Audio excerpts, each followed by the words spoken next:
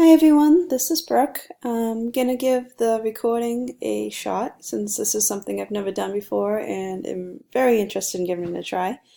Um, for the first part of our homework assignment, we were asked to talk about double entry journaling.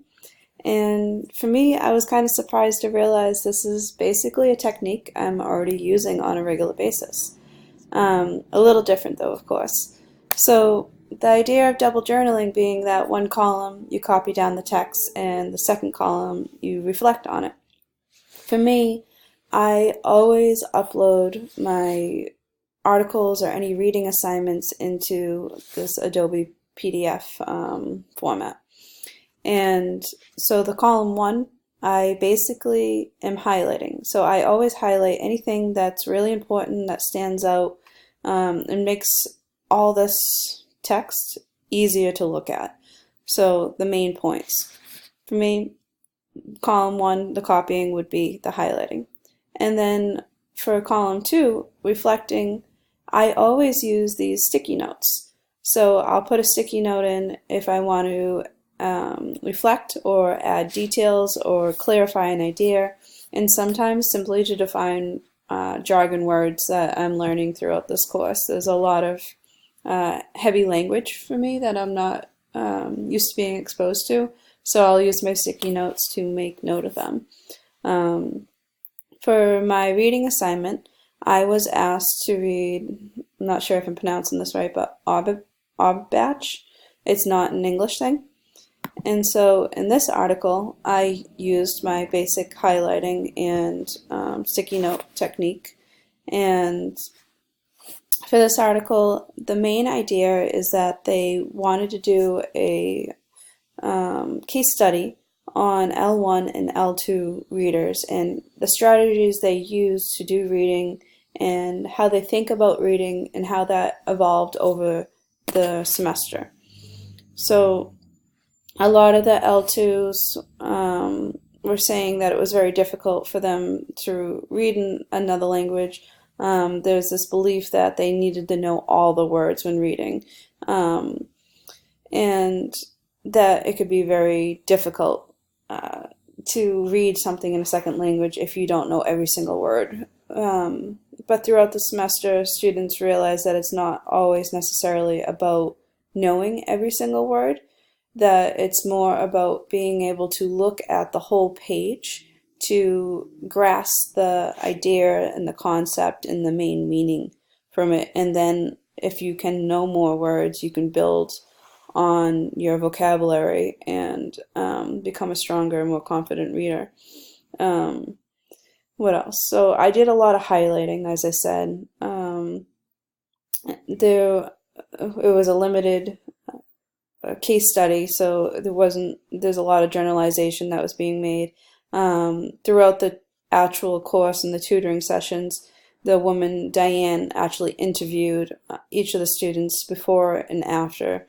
And so there were topics of, what else? Somatic clues. So here you can see I did my little sticky note thing because I wasn't sure how to think about what somatic clues are, and I found two definitions that worked well for me, so I placed them into my sticky notes so I can just click on them, and they'll always be there for me so I can save this article and come back to it and look at my notes. Let's see. Somatic knowledge, vocabulary better on L2 proficiencies. Revert to bottom-up strategies. They can compensate for a lack of L2 proficiency by invoking top-down knowledge. So that was kind of nice to see them talking about something that we've been discussing the last few weeks with the top-down and the bottom-up different methods. The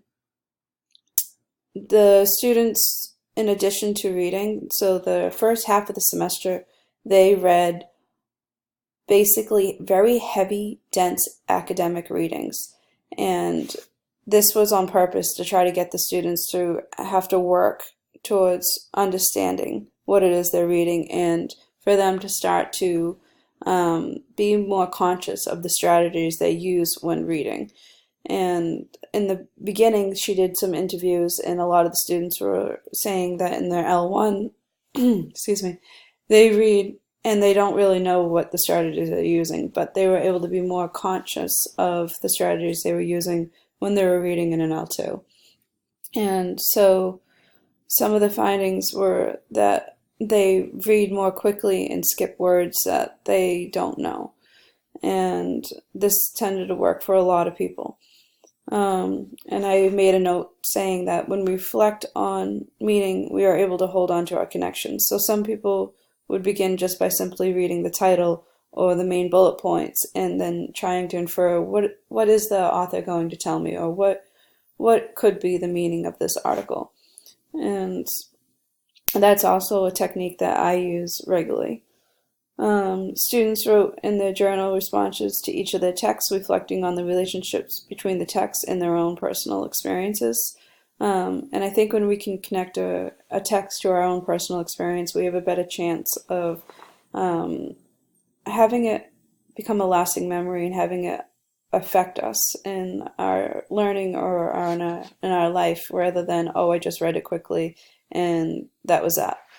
But when we take time to really look at an article and think about an article and reflect on it, we're able to pull so much more out of it. Prior knowledge and comprehension and speed were three concepts that were used a lot in some of the different reading assignments that were given to the students. For homework, they kept a journal, and each time they'd write down what strategy they used, and they would evaluate it. And over the semester, the whole class came up with a group list of the strategies they were using, so that at night when they were doing their homework, they could use their strategies, but then also try using the strategies of the peers and seeing how that may have helped or did not help, or if they eventually wanted to combine some of these strategies and ideas together. By the end of the semester,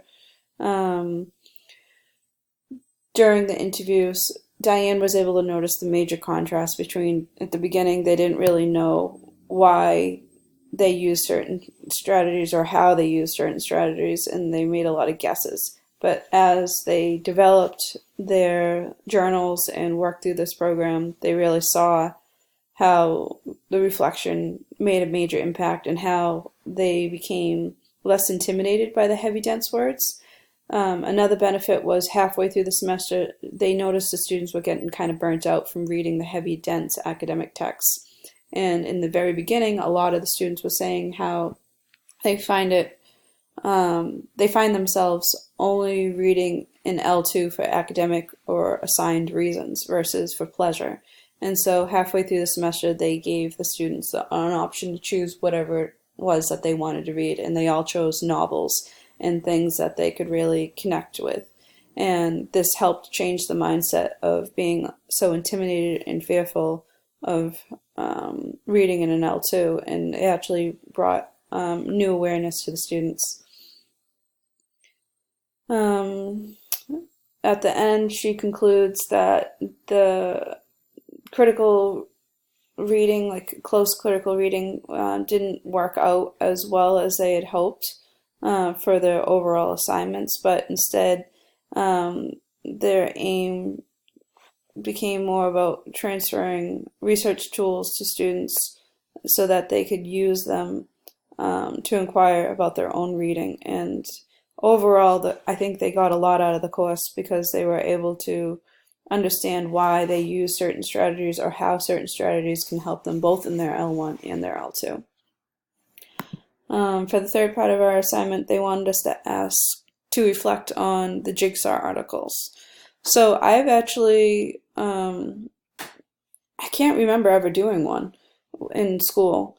I believe this is a brand new concept to me, but the idea behind it makes a lot of sense to me. I had to read about it in the article that she gave us up above here, to click here, and I see there's a lot of benefit behind it. It's really nice when there's a lot of text and a lot of ideas to explore.